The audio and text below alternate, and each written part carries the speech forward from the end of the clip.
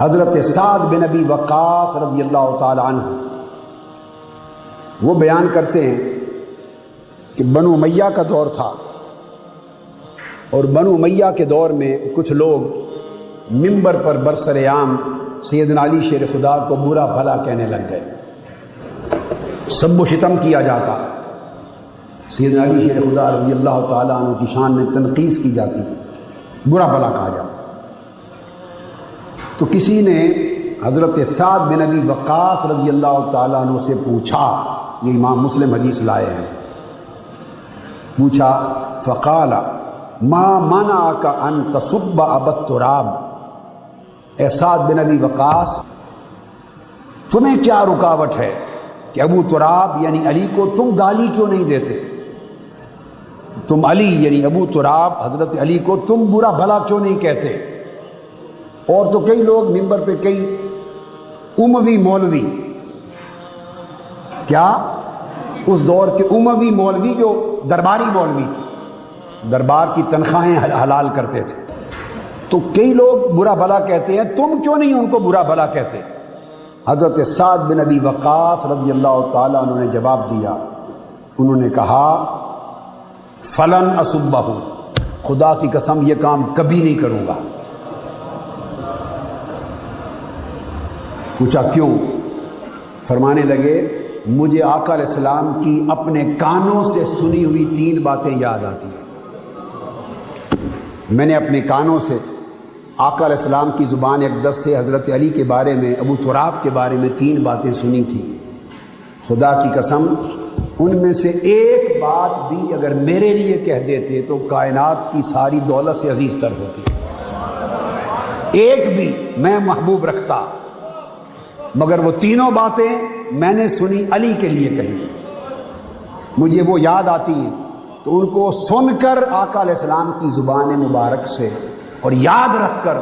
میری زبان سے کیسے سب و شتم صادر ہو سکتا ہے؟ یہ واقعہ بتا کر انہوں نے کہا پہلی بات میں نے حضور کی زبان مبارک سے خیبر جاتے ہوئے اور تبوک کے غزوہ پر جاتے ہوئے جب حضرت علی کو پیچھے مدینہ میں چھوڑا تو آقا نے فرمایا تھا جو میں نے کانوں سے سنا، فرمایا تھا اما ترضا ان تکون منی بمنزلت ہارون من موسیٰ الا انہ لا نبوۃ بعدی، علی کیا تو اس کرم پر اور عنایت پر خوش نہیں ہے کہ میرے ساتھ تیرا وہ تعلق ہو جو حضرت ہارون کا حضرت موسیٰ سے تھا، سوائے اس کے کہ میرے بعد اب نبوت کسی کو نہیں ملے گی۔ دوسری بات کہتے ہیں سمعتہ یقول یوم خیبر،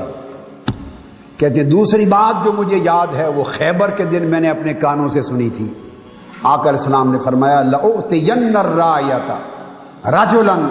يُحِبُّ اللَّهَ وَرَسُولَهُ وَيُحِبُّهُ اللَّهُ وَرَسُولُهُ، آقا نے فرمایا تھا لوگو تم صحابہ میں سے کل صبح چڑھ لینے دو، میں جھنڈا فتح خیبر کا جھنڈا ایک ایسے شخص کے ہاتھ میں دوں گا، لفظ سنیے، پہلے فرمایا یحب اللہ ورسولہ، ایسے شخص کو دوں گا جو اللہ سے محبت کرتا ہے اور اللہ کے رسول سے بھی محبت کرتا ہے، مگر صرف یہ نہیں کہ یہ محب ہے، یحبہ اللہ ورسولہ، خدا کا محب بھی ہے، خدا کا محبوب بھی ہے، میرا محب بھی ہے، میرا محبوب بھی ہے، وہ خدا سے محبت کرتا ہے، خدا اس سے محبت کرتا ہے، وہ مصطفیٰ سے محبت کرتا ہے، مصطفیٰ اس سے محبت کرتا ہے، اس محب و محبوب خدا کو اور اس محب و محبوب مصطفیٰ کو جھنڈا تھماؤں گا۔ اور پھر حضور کے علوم غیب کا عالم بھی دیکھیے، چشم نبوت کے کشف کا عالم بھی دیکھیے، خیبر فتح نہیں ہوا، جنگ لڑی جا رہی ہے، فرما رہے ہیں کل ایسے شخص کو دوں گا کہ قلعہ خیبر کا فتح ہو جائے گا، اس شخص کو بھی چن لیا اور فتح خیبر کا مجدہ بھی سنا دیا۔ تو صحابہ کرام وہ کہتے ہیں کہ پھر دعو لی علیًا، آقا علیہ السلام نے فرمایا کہ میرے پاس علی کو بلا کے لے آؤ۔ جب صبح ہوئی ہر شخص منتظر تھا کہ وہ خوش نصیب کون ہے آقا جس کو جھنڈا تھمائیں گے، مگر اچانک حضور کے دہنے مبارک سے آواز بلند ہوئی دعو لی علیًا، ادعولی علی جن، علی کو بلا کے میرے پاس لے آؤ، ادعولی علی جن، علی کو میرے پاس بلا کے لاؤ۔ فأوتي به ارمدہ، ان کو لایا گیا مگر ان کی آنکھیں خراب تھیں۔ فباسا فی عینہ ودافع، آپ نے اپنا لعاب دہن حضرت علی کی آنکھوں میں لگا دی، لعاب دہن مبارک حضرت علی کی آنکھوں میں لگا دیا، آنکھیں وہیں شفا یاب ہو گئی۔ آقا نے جھنڈا تھمایا، علی یہ جھنڈا ہے فتح خیبر کا، حملہ کرو۔ ففتح اللہ علیہ، پہلے حملے نے خیبر کا قلعہ فتح کر دیا۔ حضرت سعد بن ابی وقاص جواب دیتے ہیں، دوسری یہ بات میں نے کانوں سے سنی، کبھی نہیں بھولتا، اور تیسری بات کہنے لگے میں نے اپنے کانوں سے سنی۔ حضرت سعد بن ابی وقاص ہی بیان کر رہے ہیں، اور مضمون امام مسلم اپنی الجامع الصحیح میں روایت کر رہے ہیں، کئی اسانید متصلہ کے ساتھ، کئی طرق کے ساتھ۔ فرماتے ہیں تیسری بات یہ، جب یہ آیت کریمہ اتری فَقُلْ تَعَالَوْا نَدْعُ أَبْنَاءَنَا وَأَبْنَاءَكُمْ وَنِسَاءَنَا وَنِسَاءَكُمْ وَأَنفُسَنَا وَأَنفُسَكُمْ ثُمَّ نَبْتَهِلْ، آؤ اے نصارہ کے قائدو، اے نصارہ کے لیڈر و علماء جو آئے تھے اس وفد کے نجران سے، فرمایا آؤ ہم اپنے بیٹوں کو بلاتے ہیں، تم اپنے بیٹوں کو بلاؤ، ہم اپنی بیویوں کو بلاتے ہیں، تم اپنی خواتین کو بلاؤ،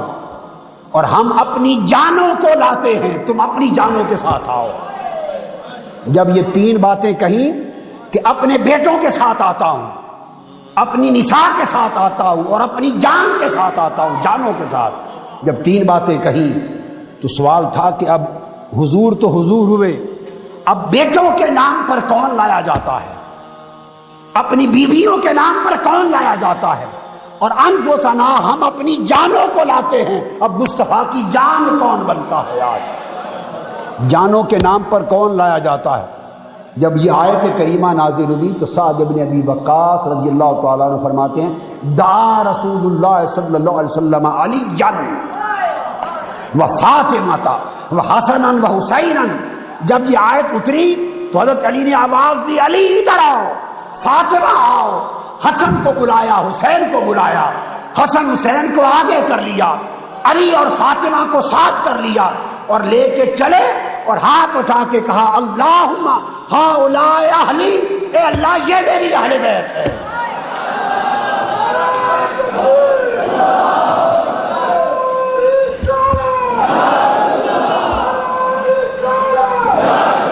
تو جب فرمایا ندعو ابناءنا،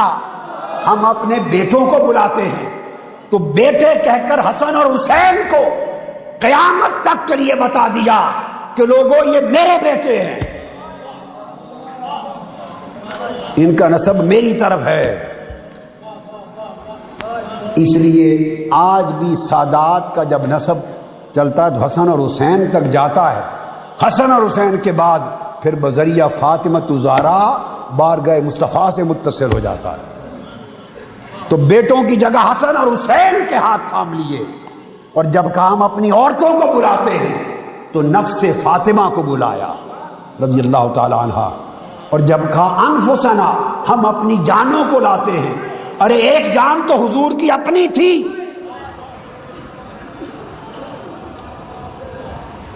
فرمایا ہم اپنی جانوں کو لاتے ہیں، ایک جان تو حضور کی اپنی تھی، جان اقدس، جان جہاں، جان جہاں، جان سب جانا حضور کی جان اقدس تھی، نفس محمدی تھا۔